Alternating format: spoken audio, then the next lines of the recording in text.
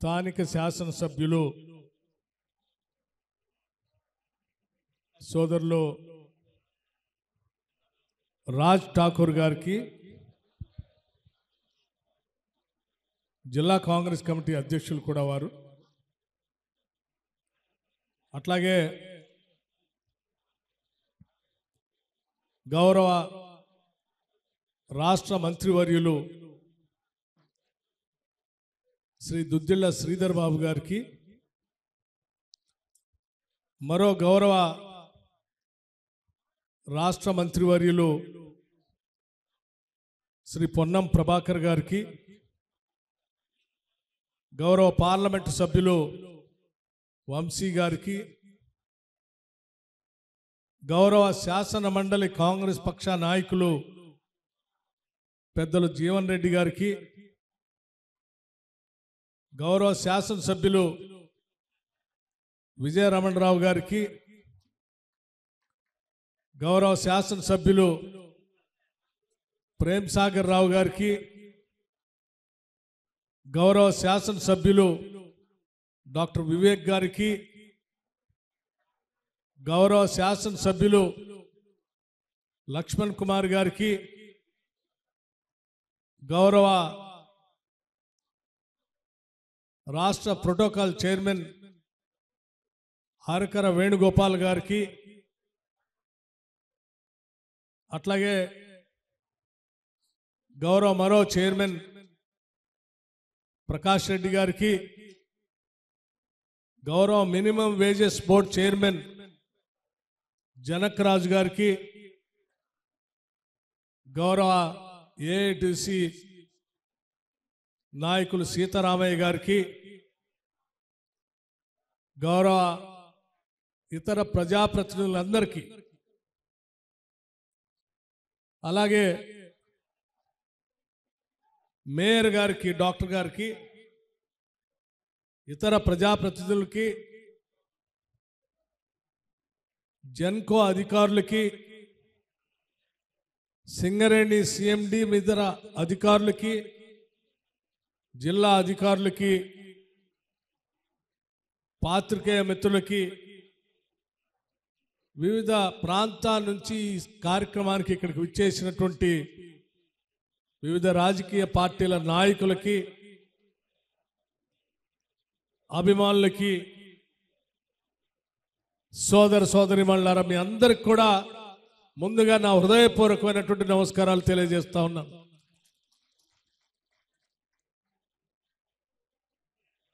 మీ అందరికీ తెలిసిందే, గత ఎన్నికల కంటే ముందు శాసనసభాపక్ష నాయకుడిగా పీపుల్స్ మార్చ్ పేరు మీద ప్రజలతో మమేకమవుతూ కాంగ్రెస్ పార్టీ ఆధ్వర్యంలో ఆనాటి అఖిల భారత కాంగ్రెస్ కమిటీ దగ్గరుండి ఠాక్రే గారు, అట్లాగే ఆ జిల్లాకు సంబంధించిన నాయకులు ప్రేమ్ సాగర్ రావు గారు, అట్లాగే రాష్ట్ర కాంగ్రెస్ కమిటీ నాయకత్వానికి సంబంధించిన అనేక మంది ఆదిలాబాద్ జిల్లాలో మొదలుపెట్టినటువంటి ఆ పీపుల్స్ మార్చ్ పాదయాత్ర అడుగడుగున వెన్నంటి ఉండి ప్రజల కోసం పోరాటం చేయాలని చెప్పి శాసనసభా పక్షంలో ఉన్నటువంటి ఆనాటి శాసనసభ్యులు ప్రస్తుత మంత్రివర్యులు దుద్దిళ్ల శ్రీధర్ బాబు గారు కానీ, లేకపోతే శాసన మండలి సభ్యులు జీవన్ రెడ్డి గారు కానీ, ఇప్పుడు మంత్రిగా ఉన్నటువంటి పొన్నం ప్రభాకర్ గారు కానీ, ఆనాడు మాజీ శాసనసభ్యులుగా ఉండి ప్రజల పక్షాన పోరాటం చేయాలని పాదయాత్రలో పనిచేసినటువంటి విజయ రమణరావు గారు కానీ, ఇతరత్ర నాయకులందరూ, డాక్టర్ వినోద్ గారు కానీ, జనక్ ప్రసాద్ గారు కానీ, అందరూ ఆ రోజు పాదయాత్రలో నడుస్తూ ఆ ప్రక్రియలో భాగంగా రామగుండం శాసనసభ నియోజకవర్గంలో కూడా రావటం జరిగింది. ఆనాడు రామగుండం శాసనసభ నియోజకవర్గంలో దాదాపు 2-2.5 రోజులు నడిచి ఈ జిల్లాలో దాదాపు 6 రోజులు పాదయాత్ర చేశాం. ఈ పాదయాత్ర సందర్భంగా ఈ ప్రాంత ప్రజానికం అనేక మంది కలిసి కోరి కొట్లాడి తెలంగాణ రాష్ట్రాన్ని తెచ్చుకున్నాం. కానీ తెచ్చుకున్న తెలంగాణ రాష్ట్రంలో ప్రజలకి రావాల్సినటువంటి ప్రజాప్రభుత్వం రాలేదు. ఏ ఉద్యోగాల కోసమైతే రాష్ట్రాన్ని తెచ్చుకున్నామో, ఏ సామాజిక తెలంగాణ కోసమైతే రాష్ట్రాన్ని తెచ్చుకున్నామో, ఏ భావస్వేచ్ఛ కోసమైతే తెలంగాణ రాష్ట్రాన్ని తెచ్చుకున్నామో, ఏ సంపద ప్రజలకు పంచబడాలని చెప్పి తెలంగాణ రాష్ట్రాన్ని తెచ్చుకున్నామో అవేమీ జరగకుండా తెలంగాణ సంపద మొత్తం దోపిడీకి గురవుతా ఉంది. మరీ ముఖ్యంగా సింగరేణి పరిసర ప్రాంతాల్లో ఉన్నటువంటి ప్రజల యొక్క ఆస్తులతో పాటు వారి శక్తిని కూడా, శ్రమను కూడా దోపిడీ చేస్తూ మాకు అన్యాయం చేస్తున్నటువంటి ఈ ప్రభుత్వాన్ని కూల్చాల్సిందే. ప్రజాస్వామ్యయుతంగా ప్రజల కోసం పనిచేసేటువంటి ప్రజా ప్రభుత్వం ఇందిరమ్మ రాజ్యాన్ని తేవాల్సిందే అని చెప్పి ప్రతి ఒక్కళ్ళు ఈ రామగుండం నియోజకవర్గంలో ప్రజానికం పెద్ద ఎత్తున పాల్గొని, ఆ పాల్గొన్నటువంటి సందర్భంలో ఇక్కడ ఉన్నటువంటి కొన్ని సమస్యలు కూడా ఆనాడు దృష్టికి తీసుకొచ్చినటువంటి అనేక సమస్యల్ని ఈరోజు ఇందిరమ్మ రాజ్యం రాష్ట్ర ముఖ్యమంత్రి రేవంత్ రెడ్డి గారి నాయకత్వంలో యావత్ మంత్రి మండలి మొత్తం కూర్చొని రాష్ట్ర ప్రజలకు మేము ఇచ్చినటువంటి హామీలు, వాగ్దానాలు, అనేక రకాలైనటువంటి ఆర్థిక ఇబ్బందులు ఉన్నప్పటికి కూడా ఒకదాని తర్వాత ఒకటి నెలల రోజుల్లోనే ఈ పథకాలను అమలు చేసుకుంటూ వస్తూ ఉన్నాం. ఉదాహరణకి ఇప్పుడే శ్రీధర్ బాబు గారు, ఇతర నాయకులు, పొన్నం ప్రభాకర్ గారు వీళ్ళందరూ చెప్పారు. మహాలక్ష్మిలాగా చూసుకున్నటువంటి మహిళల కోసం ఈరోజు రాష్ట్ర వ్యాప్తంగా ఎక్కడ నుంచి ఎక్కడికి ప్రయాణం చేసిన ఆర్టీసీ బస్సులో ఉచితంగా వాళ్ళు ప్రయాణం చేసేటట్టు చేస్తామని మాటిచ్చాం. చెప్పినట్టుగా ఈరోజు రాష్ట్రంలో ప్రయాణం జరుగుతుంది. దాదాపు 2,500 కోట్ల రూపాయలు ఇప్పటికే రాష్ట్ర ప్రభుత్వం నుంచి ఆర్టీసీకి కట్టేటువంటి కార్యక్రమాన్ని చేపట్టాం.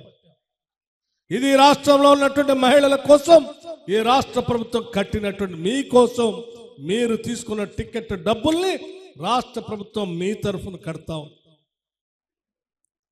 10 లక్షల రూపాయల వరకు ఆరోగ్యశ్రీ పథకం చేస్తామని చెప్పి అసెంబ్లీలో ప్రమాణ స్వీకారం చేసినటువంటి మరుక్షణమే ఆలస్యం అయితే ఎక్కడో ఏ గ్రామంలో ఏ మారుమూల ప్రాంతంలో ఒక రోగైనా ఇబ్బంది పడతా ఉంటాడు. తక్షణమే చేయాలని అదే శాసనసభ ప్రాంగణంలో ప్రమాణ స్వీకారం చేసిన అరగంటలోనే 10 లక్షల రూపాయల వరకు రాజీవ్ ఆరోగ్యశ్రీ కార్యక్రమాన్ని ప్రారంభించి ముందుకు పోతా ఉన్నాం.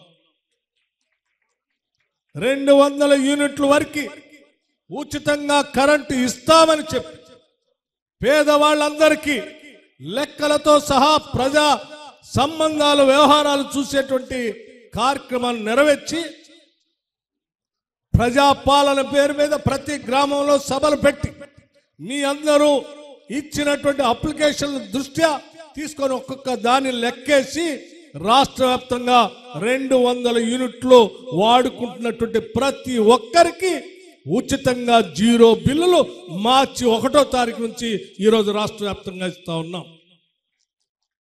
500 రూపాయలకే గ్యాస్ సిలిండర్ ఇస్తామని చెప్పాం. ఇస్తారో లేదో అని ఆలోచన చేస్తున్నట్టు క్షణాల్లోనే ఎవరు ఊహించిన విధంగా రాష్ట్ర వ్యాప్తంగా 500 రూపాయల అర్హత కలిగినటువంటి వాళ్ళందరికీ గ్యాస్ సిలిండర్లు ఈరోజు ఇస్తా ఉన్నాం.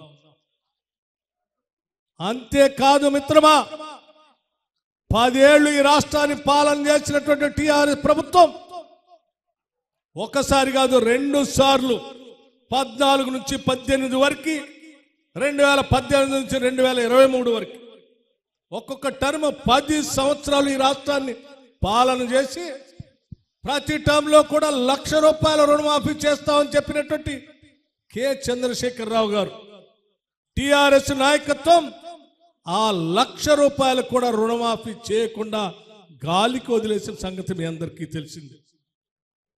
సరే, మొదటి సంవత్సరం మొదటి దఫా అయిపోయింది కదా, రెండోసారి అయినా చేస్తారని చూస్తే రెండోసారి కూడా ఎన్నికలు వచ్చేంతవరకు చేయకుండా అరకొరగా కొద్దిగా ఏదో మొదలుపెట్టి ఎన్నికలు వచ్చినని వదిలేసి గాలికి పోయినటువంటి కె చంద్రశేఖరరావు గారు ఈరోజు స్టేట్మెంట్ ఇస్తూ, రేవంత్ రెడ్డి గారు మీరు ఇచ్చిన హామీలు చేయట్లేదు, నేను ప్రజల్లోకి వస్తాను, ప్రజల మధ్యలో నిలబడి మాట్లాడతానని మాట్లాడుతా ఉన్నాడు. నేను అడుగుతా ఉన్నాను చంద్రశేఖరరావు గారు, ఈ రామగుండం సభ నుంచి అడుగుతా ఉన్నాను, 10 ఏళ్ళు కనీసం ₹1,00,000 కూడా రుణమాఫీ చేయలేనటువంటి మీరు తగుదనమ్మా అని చెప్పి మేము చెప్పినట్టుగా 2 లక్షల వరకు 18,000 కోట్ల రూపాయలు కేవలం నెల రోజుల్లోనే బ్యాంకులు వేసినటువంటి కాంగ్రెస్ ప్రభుత్వాన్ని తగుదనమ్మా అని అడగటానికి వస్తావు. ఏం ముఖం పెట్టుకొని వస్తావు? మేము 2 గదులు ఇల్లు ఇస్తాం, డబల్ బెడ్రూమ్ ఇల్లు ఇస్తాం అని చెప్పి ఇయ్యలేకపోయాం. కానీ కాంగ్రెస్ పార్టీ రాగానే డబల్ బెడ్రూమ్ ఇళ్ల కోసం 5 లక్షల రూపాయలతో శాంక్షన్ చేస్తూ ప్రతి శాసనసభ నియోజకవర్గంలో కనీసం 3,500 ఇళ్లకు తగ్గకుండా 4.5 లక్షల ఇళ్లు శాంక్షన్ చేయడం కోసం కాంగ్రెస్ పార్టీ ముందుకు పోతా ఉంది. ఇది తప్పు, నాలాగా వాళ్ళు కూడా ఎగేస్తే బాగుండదని చెప్పడానికి వస్తావా? లేకపోతే మేము నిరుద్యోగ యువతి యువకులందరికీ ఉద్యోగాలు ఇద్దామనుకున్నాం, కానీ 10 ఏళ్ళు ఇవ్వలేదు. కాంగ్రెస్ పార్టీ రాగానే రేవంత్ రెడ్డి గారి నాయకత్వంలో కాంగ్రెస్ ప్రభుత్వం ఇందిరమ్మ రాజ్యం నిరుద్యోగ యువతి యువకుల కోసం కేవలం 3 నెలల్లోనే 60,000 ఉద్యోగాలు ఇచ్చారు. ఇంకా ఒక 60,000 ఉద్యోగాలు అక్కడ పరీక్షలు జరుగుతూ ఉన్నాయి. మొత్తం పెద్ద ఎత్తున ఆ పబ్లిక్ సర్వీస్ కమిషన్ ప్రక్షాళన చేసి జాబ్ క్యాలెండర్ కూడా ప్రకటించారు. ఇది తప్పు, అలా చేయకుండా ఉండాల్సింది. మాలాగానే మీరు కూడా ఉద్యోగాలు ఇయ్యొద్దని ప్రజలకు చెప్పడానికి వస్తావా? లేకపోతే నేను ₹1,00,000 రుణమాఫీ చేయలేకపోయాను, కాంగ్రెస్ వాళ్ళు మాత్రం 2 లక్షలు చేశారు, చేయకుండా ప్రజలకు ఎగరా పెట్టండి అని ప్రజలకు చెప్పడానికి వస్తావా? లేకపోతే వాళ్ళు చెప్పినట్టుగా మేము 3 ఎకరాల భూమి ఇస్తాను ఇయ్యలేకపోయాం, కాంగ్రెస్ వాళ్ళు మాత్రం ఉచితంగా మహిళలందరూ మహాలక్ష్మిలాగా చూస్తా ఉన్నారు, బస్సు ప్రయాణం చేస్తా అని చెప్పారు, ఇది తప్పు అని చెప్పడానికి వస్తావా? ఏం చెప్పడానికి వస్తావు? ఏం అడగటానికి వస్తావు? తెచ్చుకున్న రాష్ట్రం ఉద్యోగాల కోసం తెచ్చుకుంటే ఉద్యోగాలు ఇవ్వకపోతే ఈరోజు రాష్ట్ర ప్రభుత్వం ఇదే ఇప్పుడే చెప్పారు కదా, ఈ రాష్ట్రంలో నిరుద్యోగ యువతి యువకుల కోసం స్కిల్ యూనివర్సిటీ పెట్టి పెద్ద ఎత్తున వాళ్ళకు ఉద్యోగ అవకాశాలు వచ్చేటట్టుగా కాంగ్రెస్ ప్రభుత్వం చేస్తా ఉంది. ఇది తప్పు అని చెప్పడానికి వస్తావా? ఏం చెప్పడానికి వస్తావు? మీలాగా 10 ఏళ్ళు నువ్వు నీ కొడుకు విదేశాలకు పోయి ₹1 తీసుకోకుండా ఇక్కడికి వచ్చి ఈ రాష్ట్ర సంపదనంతా దోపిడీ చేసి విదేశాల్లో దాచుకున్నటువంటి మీరు ఈరోజు రాష్ట్ర ముఖ్యమంత్రి రేవంత్ రెడ్డి గారు, ఈరోజు మన ఇక్కడ ఉన్నటువంటి IT industries minister Sridhar Babu గారు అమెరికా, కొరియా లాంటి దేశాలకు వెళ్ళి వారి స్వప్రయోజనాలు కూడా పక్కన పెట్టి దాదాపు 36,000 కోట్ల రూపాయలతో ఎంఓయూలు చేసుకుని రాష్ట్రం కోసం నిధులు తీసుకొచ్చారు. ఇది తప్పు అని చెప్పడానికి వస్తారు. ఏం చెప్పడానికి వస్తారు మీరు? ఏం ముఖం పెట్టుకొని తిరుగుతారని నేను అడుగుతా ఉన్నా.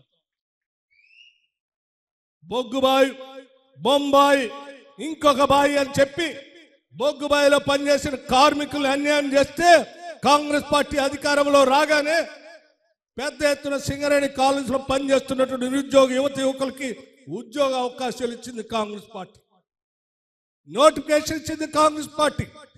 అంతేకాదు సింగరేణి కాలేజీలో పనిచేస్తున్న కార్మికుల కోసం దేశవ్యాప్తంగా కాదు ఎక్కడా లేనట్టుగా కార్మికుల సంక్షేమం కోసం ₹1,00,00,000 ఇన్సూరెన్స్ చేసి కాంగ్రెస్ ప్రభుత్వం ప్రజాప్రభుత్వంగా ముందుకు పోతా ఉంది. ఇది తప్పు అని చెప్పడానికి వస్తావా? ఏం చేయలేదని చెప్పడానికి వస్తావు? నేను అడుగుతా ఉన్నాను. మేము చాలా స్పష్టంగా చెప్తున్నాం, ₹2 లక్షల వరకు రుణమాఫీ చేస్తామని చెప్పాం. చెప్పినట్టుగానే 5 సంవత్సరాలు ఆగలే. మేము కేవలం మేము అధికారంలోకి వచ్చిన 3, 4 నెలలు, 7 నెలలు, 8 నెలలు అవుతా ఉంది. ఈ 8 నెలల్లో 4 నెలలు ఎన్నికల కోడ్లో పోతే మాకు మిగిలింది కేవలం 3 నుంచి 4 నెలలు.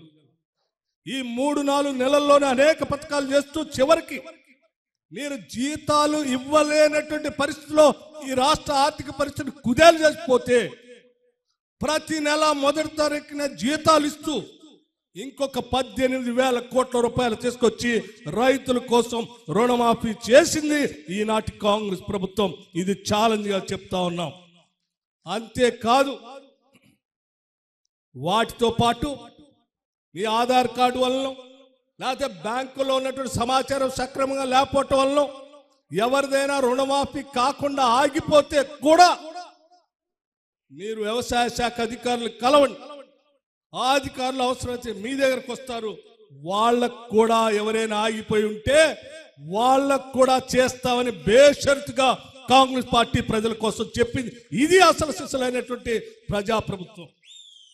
మీలాగా ఇళ్లలో పడుకోలేము. ప్రతిరోజు ప్రజలను కలుస్తున్నాం. అంతెందుకు, ఇదే రామగుండంలో ఆర్టీఎస్ 2B ఈ సెంటర్కి సంబంధించి నేను అడుగుతా ఉన్నాను, ఏమైంది? మీరు ఎందుకు చేయలేదు? మీరు ఎంతో భావోద్రేకాలతో కూడినటువంటి ఈ ప్రాంతానికి సంబంధించింది. ఈడ ఉద్యోగాల కోసమో వెలుగులు నింపటం కోసమో ఆనాడు పెద్ద ఎత్తున ఇక్కడ పెట్టినటువంటి పవర్ ప్రాజెక్టు సంబంధించి నేను RTSA 14/7/1957లో 3.12.5 మెగావాట్లతో ఆ రోజు పెట్టారు.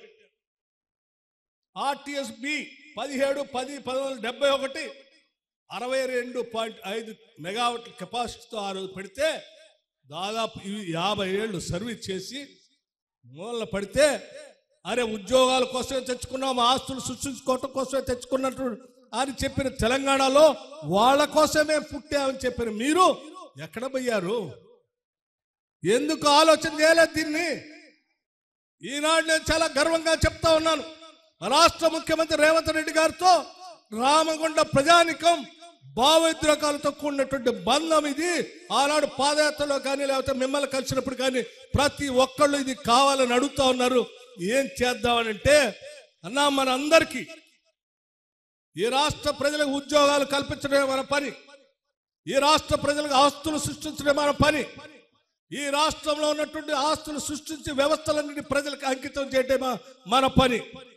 ఈ రాష్ట్రం ఏ భావోద్రేకాలతో అయితే రాష్ట్రాన్ని తెచ్చుకున్నామో ఆ భావోద్రేకాలతో ముడిపడి ఉన్నటువంటి రామగుండం పవర్ ప్రాజెక్టు సంబంధించి 1x800 power super critical power కి తప్పనిసరిగా చేద్దాం, నా మాటగా మీరు చెప్పండి అని చెప్పి నేను ఇక్కడికి వచ్చేటప్పుడు చెప్పి పంపించాను.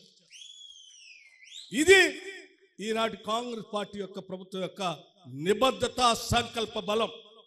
నేను చెప్తా ఉన్నాం, ఈరోజు ఎక్కడ ఉన్నటువంటి నాయకులు కానీ ప్రజలు కానీ అందరూ కలిసి అడిగితే తప్పనిసరిగా ఇది మనందరి బాధ్యత.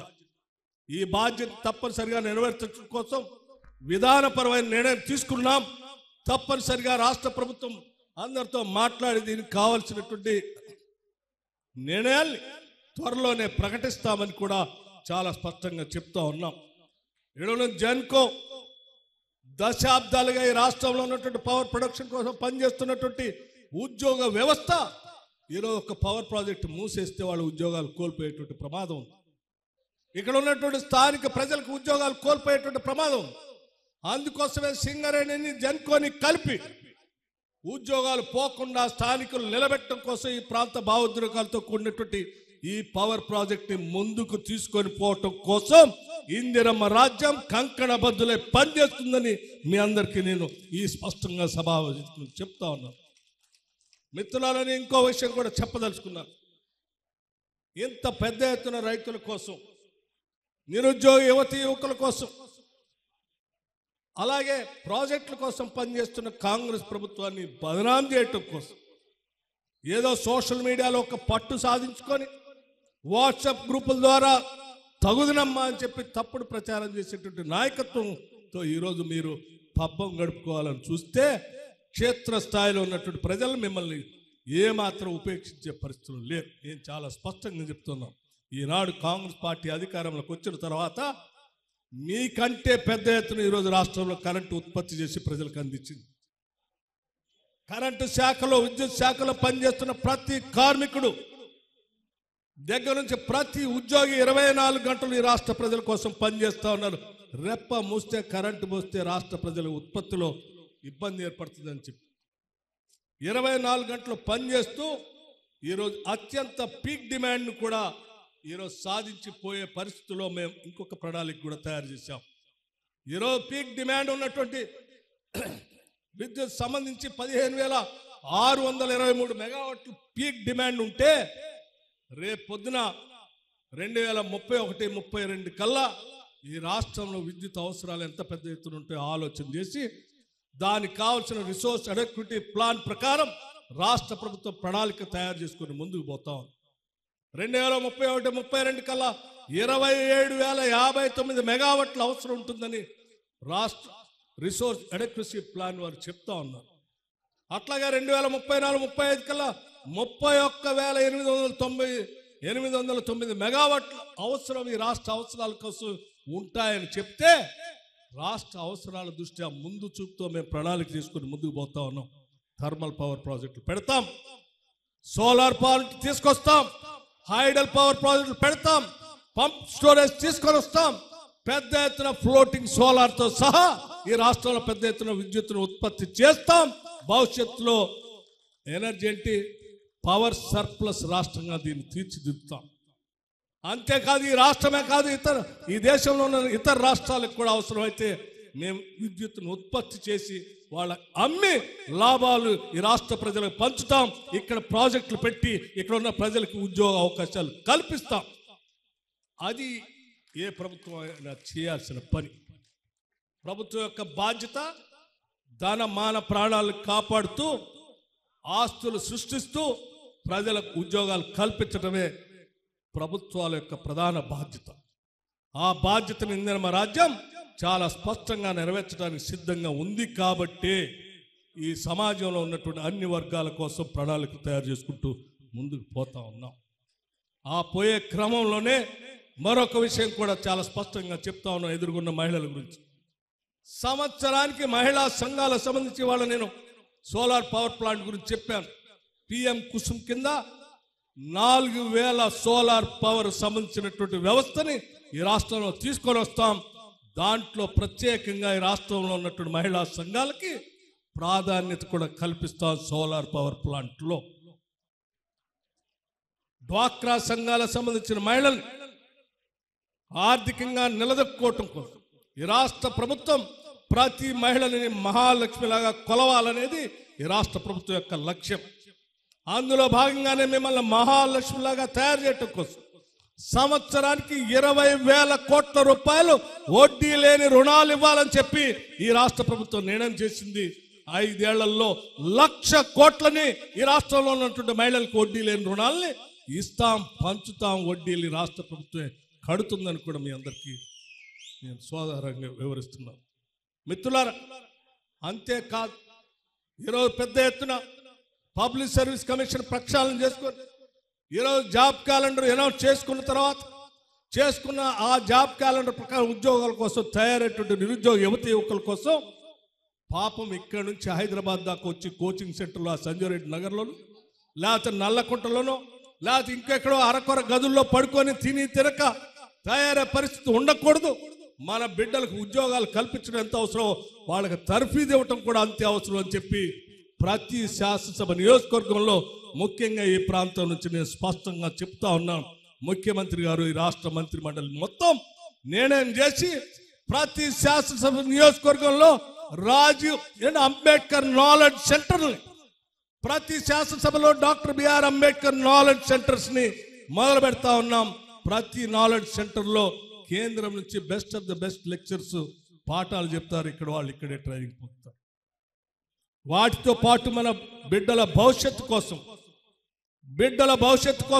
నేను చాలా స్పష్టంగా చెప్పదలుచుకున్నాను. టీఆర్ఎస్కి ఆ నాయకత్వానికి కూడా విద్య కోసం మీరు పెట్టింది పదే చెప్తారే రెసిడెన్షియల్ స్కూల్స్ గురించి ఏం ముఖం పెట్టుకొని చెప్తారు. నేను లెక్కలతో సహా చెప్తున్నా. గత సంవత్సరం రెసిడెన్షియల్ స్కూల్స్ కోసం రాష్ట్ర వ్యాప్తంగా మీరు కేటాయించింది 3 కోట్ల రూపాయలు.